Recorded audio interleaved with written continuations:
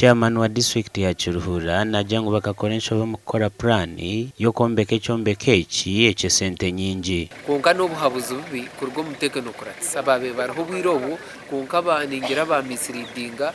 abebembezi obwirobo kugira ngo bombeke ekizimbe kirkwingana kitu cya billion 3.3 kandi Kiruhura ku kibasa obuhumbi 37 nizo zahinguzibwe kwombeka ekyombeko eki bitabebembezi nibagira ngo nka district MPs tibari kuzibasa ekizimbe kikandi kiza kwombekwa billion 3.5 billion 3.5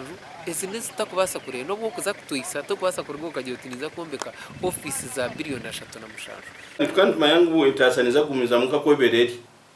konkindwara kuzizire indwara titulwazirese intasa ya government ya district ya college ya zahansi Kiruhura district enembarira y'obuhumbi 20 hawo mwaka ogu twenda tugira office ze twayombeka kizimbe cy'eki kiruho na tutero na council abantu batandikira gukorera reno tugume ebe bindi tubikore mu phase zezindi okukinga obutare bw'amatungo amate hamwe n'enyama kikazingamya entase ya district egi sente z'omusoro kuwagireho covid